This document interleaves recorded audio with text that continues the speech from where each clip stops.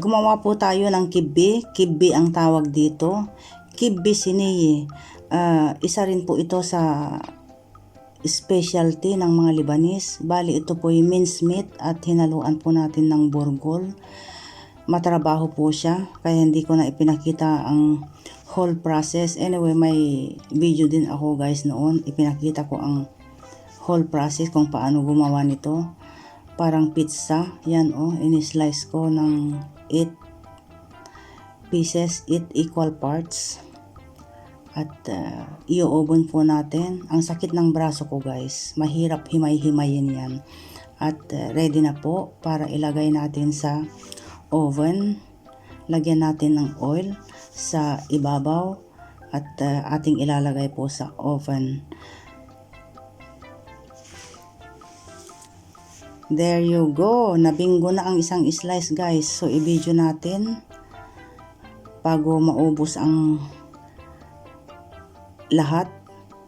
So gagawa po tayo ng salad pang side dish. Ayan, dumating na ang tatay namin, kumakain na at ito ang pasalubong niya sa akin guys. Sabi ko sa kanya half kilo lang, 1 kilo daw ang binili niya. Hipon, fresh po siya. At ako at saka si Jessie lang ang nakain nito guys. Tingnan nga natin kung magkano. 1 kilo at 1 kilo and 60 grams. $7.41. Opo, dito sa Lebanon, dollars na ang nilalagay na price.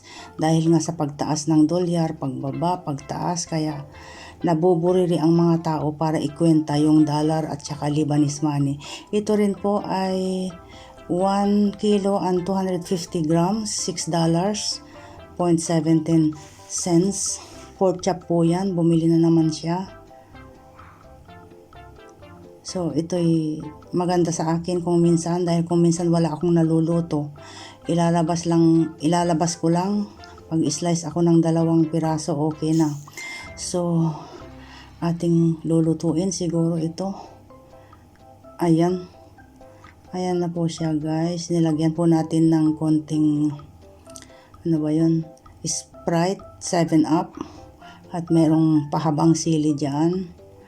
Mabibinggo namin ni Jessie ito. Kami lang dalawa ang kakain nito guys. So kain po tayo. Mabango-bango po siya. At hindi na ako makapag-antay. Dahil kumukulo pa lang yung ating rice. At magsandok po tayo. It need 2 minutes para luto yung ating rice. Few inches later. Malamig today guys. Dinadamitan ni Bunso si Lucky. Ayaw niyang magpadamit. Dahil ang pusa po talaga hindi yan dinadamitan. Nababother sila. They get bothered kung yung katawan nila ay napapalibutan ng clothes ba na panood ko sa YouTube. At dahil nga kami makukulit at yan lang ang aming baby dito sa bahay, si Lucky lang ang aming laruan, kaya yan, dinadamitan po namin. Ayun, tumakbo, ayaw niyang magpadamit. Ayun, appear daw, appear, tingnan nyo guys, matalino yan, appear. Dapat nilalambing para masuotan. Galit na yan. Dapat hindi pilitin, bali slowly lang ang paglagay ni Bunso ng damit niyan. Dahil kung pipilitin mo, talagang kakalmutin ka niyan. Okay na siya.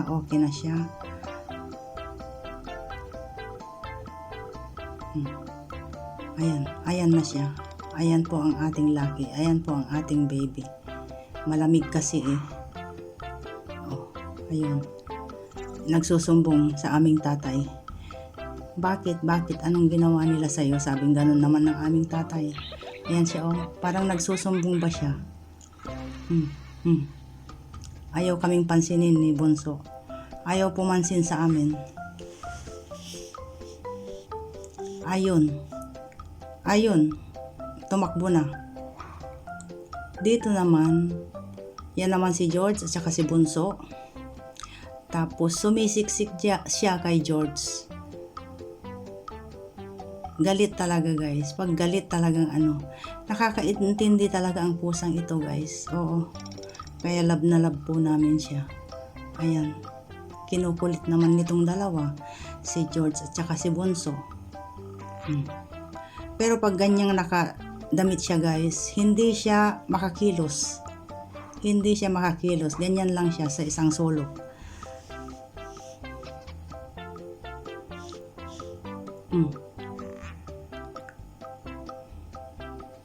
Hindi yan tatayo guys pag may damit. Ganyan lang siya.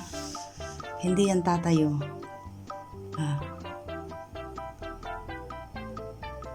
Yung buntot niya, oh.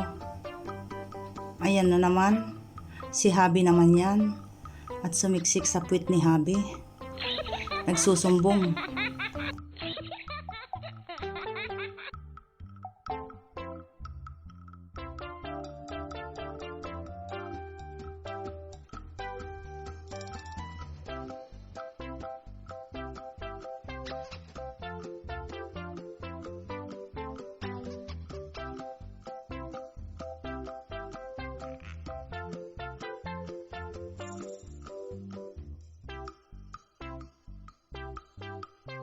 Inches later. Time check. 12:30 na ng madaling araw guys. Naglilihi na naman ang inyong lola. Nakakita na kayo? Nagluto ng bilo-bilo sa hating gabi. Kulang po ng ricado pero okay na rin. Kamuti at saka sago. Kamuti at saka sago lang. Pag may langka sana, hindi masarap, di ko ba? Basta mapagbigyan lang natin ang ating tiyan. Ang dami po, oh. Isang malaking kasirola. Paborito din ng mga bata ito. So, mabibinggo ito bukas, guys. Don't worry. Ayan.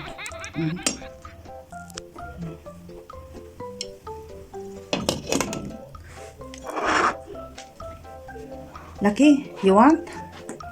You want? Eh?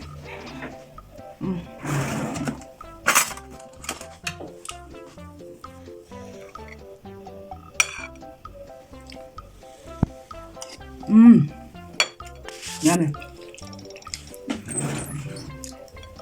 Medyo hindi siya gaanong sweet. Tapos ito pala. Yan. Abas ko ng mga pusa sa baba. Yan. Ganyan po ang ginagawa ko. At least may 5 or 6 na supot. Tapos, ano to guys? Buto-buto ng manok. Chicken. Yung neck ba? Chicken neck. Binoil po natin. Tapos nilagyan ko ng kunting kanin. 2, 4, 6. Isang linggo nila. Dahil itong tatay namin guys, pag bumababa sa umaga, gusto niya may pinapakain sa mga pusa. So yun nga, pag wala siyang mahanap na ipakain sa mga pusa, kumukuha na lang siya ng kung ano-ano dyan. Mga dilata na ipapakain sa pusa. So, ganyan po ang ginagawa ko. Kaysa naman nakawin niya yung mga dilatang pang sandwich ng mga bata. Ayan. Medyo mainit-init pa, oh. Lagay natin sa fridge. Not for you. Not for you. Tapos si Lucky, hindi po nakain ng ganito si Lucky, yung may buto-buto ba? Ayaw niya. Opo. Ang kinakain lang niya yung soft lang. Kung binibigyan man namin ng ng isda or chicken, dapat walang buto-buto ba? Oo, nasanay na siya sa malalambot. Ito mga buto-buto yan, oh.